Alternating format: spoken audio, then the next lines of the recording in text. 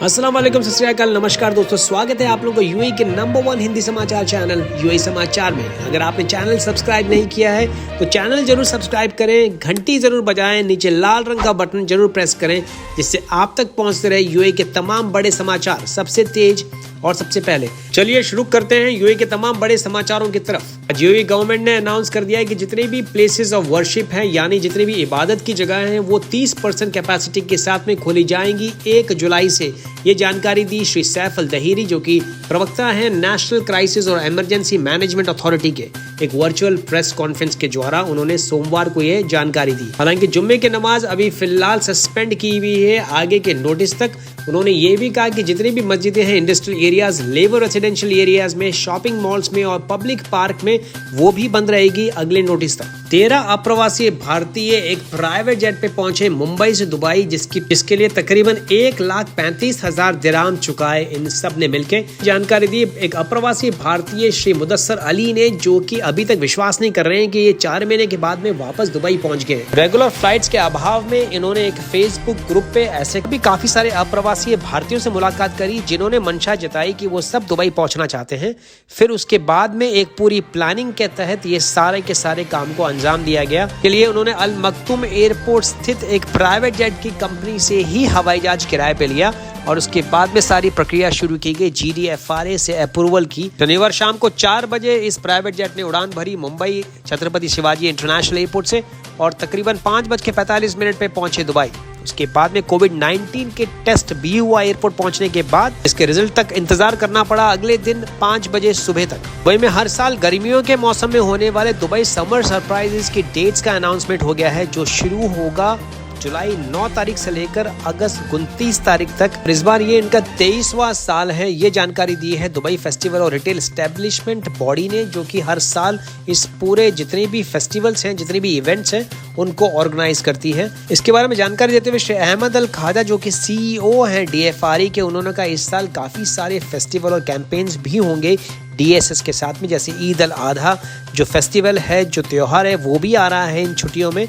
इसके अलावा back to school के कैंपेन्स भी इस पूरे DSS के दौरान चालू रहेंगे। 7 हफ्तों की इस सेल में तकरीबन 700 से भी ज्यादा मेजर ब्रांड्स जो हैं वो 25% से लेकर 75% डिस्काउंट ऑफर कर रहे हैं 3000 से भी ज्यादा दुकानों में। इसके अलावा अलग अलग लाइटों से और डेकोरेशन से, आर्टिफिशियल खजूर के पेड़ से पूरे शहर को भी जगमगाया और सजाया जाएगा। जितने भी यूएई में रहने वाले रेसिडेंट्स और विजिटर्स हैं, अगर वो अबू धाबी लौटना चाहते हैं या अबू धाबी विजिट करना चाहते हैं तो उनका नेगेटिव टेस्ट होना जरूरी है कोविड-19 का, और वो भी 48 घंटे से ज्यादा पुराना नहीं होना चाहिए। जानकारी दी है अबू धाबी इमरजेंसी क्राइसिस और डिजास्टर मैनेजमेंट कंपनी ने अबू धाबी मीडिया ऑफिस के ट्विटर हैंडल से। दुबई के राजा और यूएई के उपराष्ट्रपति और प्रधानमंत्री शेख मोहम्मद बिन राशिद अल मक्तूम ने उद्घाटन किया दुबई फ्यूचर लेबोरेटरीज का, जिसके तहत काफी सारे ड्रोन्स, वेंटिलेटर्स और काफी सारे ऑटोमेटिक ऑटोनोमस इक्विपमेंट, जो कि सारे अमीराती इंजीनियर्स के द्वारा डेवलप किए गए हैं, से तमाम साजो सामान डिस्प्ले किए गए थे। ट्विटर के हवाले से दुबई मीडिया ऑफिस ने ये जानकारी देते हुए कहा कि शेख मोहम्मद यूएई के इन युवा प्रतिभाशाली टैलेंटेड इंजीनियर्स के इन कामों से काफी प्रभावित हुए। उन्होंने ये भी कहा कि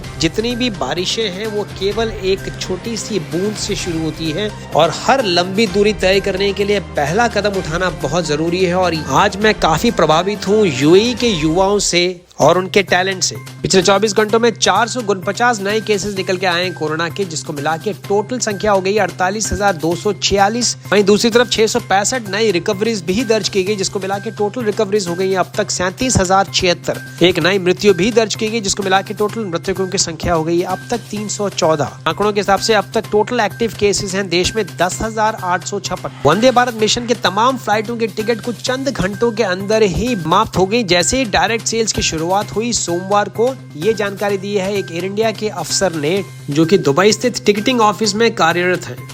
लखनऊ, दिल्ली, हैदराबाद की तमाम फ्लाइट्स वंदे भारत मिशन 4 के तहत अब फुली बुक हो चुकी है। खाली केरल सेक्टर्स की फ्लाइट्स अवेलेबल है। हालांकि इनकी बुकिंग्स भी बहुत तेजी से बुक हो रही है। हालांकि इन तमाम टिकटों की बुकिंग 15 जुलाई तक ओपन थी, लेकिन लोगों का इतनी बड़ी मात्रा में भीड़ को देखते हुए सारे की सारी बुकिंग्स बहुत ही जल्दी खत्म हो गई। सोमवार सुबह से कई सैकड़ों की तादाद में लोग एयर इंडिया के टिकटिंग ऑफिस में पहुंचने लगे, जो कि अल मखतूम स्ट्रीट पे मौजूद है। बस 6 बजे से ही लोगों का यहाँ पे तांता लगना शुरू हो गया था। हालांकि ऑफिस के खुलने का टाइम था 9 बजे। लाइन इतनी लंबी थी कि लाइन पहुंच गई सलाउद्दीन मेट्रो स्टेशन तक बाईं साइड पे, और ये पहुंच गई सिटी स्टार होटल देरा तक बाईं तरफ। सोशल डिस्टेंसिंग के रूल को देखते हुए केवल 2 से 3 लोगों को ही आज्ञा दी जा रही थी अंदर प्रवेश करने की। और इतनी ही बड़ी तादाद में लोगों का हुजूम देखने को मिला शारजा स्थित एयर इंडिया के टिकटिंग ऑफिस में। काफी सारे लोग आशा से एयर इंडिया के ऑफिस पहुंचे थे कि उनको लगा कि नियमित उड़ानें वापस संचालित की जा रही है भारत के लिए, लेकिन काफी लोगों को निराशा हाथ लगी जब उनके हाथ में टिकट नहीं आए और उनके पहुंचने से पहले ही टिकटों की बिक्री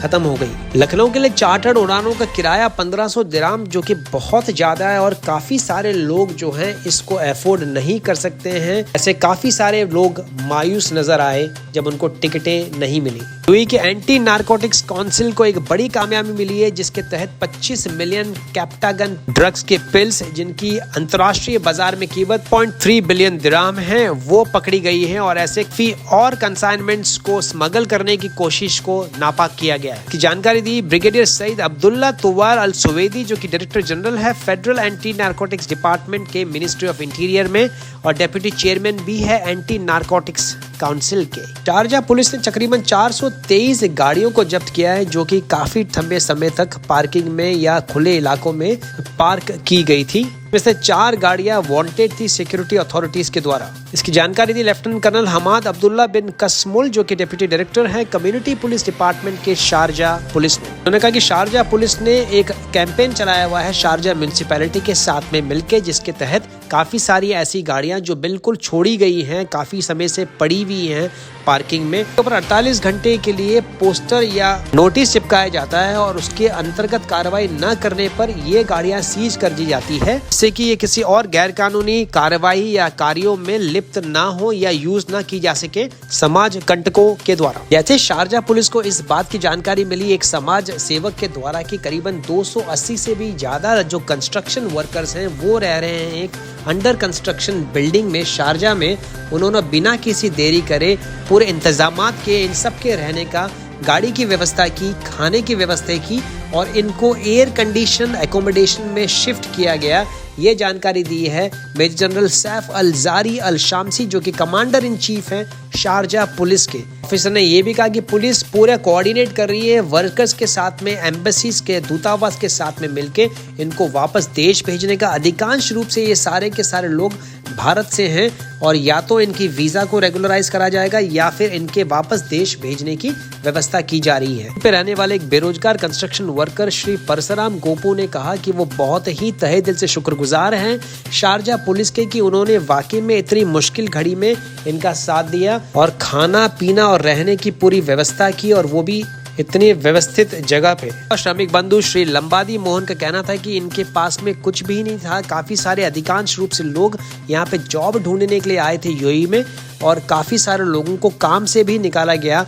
ये शुक्रगुजार हैं इन तमाम अधिकारियों के, तमाम पूरी पुलिस फोर्स के, जिन्होंने मुश्किल घड़ी में इन सबका साथ दिया। ईपी जॉनसन, जो कि प्रेसिडेंट है इंडियन एसोसिएशन शारजा के, उन्होंने कहा कि इन सारे श्रमिक बंधुओं को ऑप्शन दिए गए हैं, विकल्प दिए गए हैं कि जब तक वो चाहे यहाँ पे एकोमोडेशन पे रह सकते हैं, और या तो फिर अपने देश वापस लौट सकते हैं। सारे श्रमिक बंधुओं को 2 कैटेगरीज में डिवाइड भी किया गया था। वो जो इनके पास पासपोर्ट था, और काफी सारे लोग ऐसे भी थे जिनके पास में कोई भी पासपोर्ट नहीं था।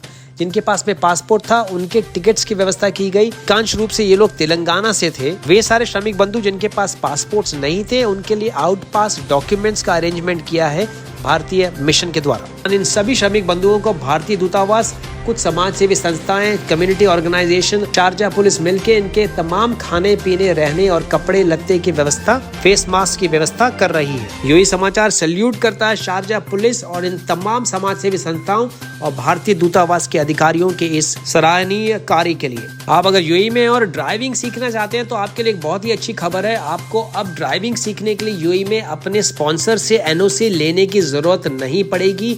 ये नया रूल आया है इस हफ्ते से यूएई में, जिससे कि तमाम लोग जो ड्राइविंग टेस्ट लेना चाहते हैं, गाड़ियां सीखना चाहते हैं, उनके लिए बहुत ही आसान हो गई है राह, इसलिए लो इनकम ग्रुप के सारे वर्कर्स के लिए। पुराने रूल के मुताबिक केवल 66 ऐसे सेलेक्टेड प्रोफेशनल कैटेगरीज थी जो कि फाइल ओपन कर सकते थे ड्राइविंग लाइसेंस के लिए बिना अपने एम्प्लॉयर से एनओसी लेके। इस नए रूल के तहत जितने भी लो इनकम के भाई बंधु हैं, चाहे वो वेटर्स हैं, डोमेस्टिक हेल्प से, शॉप्स के सेल पर्सन से, ब्लू कॉलर वर्कर्स हैं, यानी जितने भी श्रमिक भाई हैं, वो सारे के सारे अब टेस्ट ले पाएंगे। सबको काफी बड़ी मदद मिलेगी नए जॉब्स को तलाशने में, नए अपॉर्चुनिटी यानी नए अवसर को ढूंढने में बहुत ही आसान होगी रहा। रूल के तहत केवल आपको पासपोर्ट कॉपी चाहिए, रेसिडेंस वीजा का पेज चाहिए, ओरिजिनल एमिरेट्स आईडी कार्ड चाहिए और साथ में उसकी कॉपी और 2 फोटोग्राफ्स और केवल एक आई टेस्ट की रिपोर्ट। तो ये थे अब तक के मुख्य समाचार। दोस्तों, अगर आपने चैनल सब्सक्राइब नहीं किया है तो चैनल जरूर सब्सक्राइब करें, जिससे हमें मिलता रहे मोटिवेशन, उत्साह, रोज नई खबरें आप तक लाने के लिए। तो मैं लेता हूं आपसे इजाजत। मैं मिलूंगा कल नए ताजा समाचारों के साथ। तब तक रखें अपना ख्याल। सत श्री अकाल, मां सलामा, शबा खैर, नमस्कार।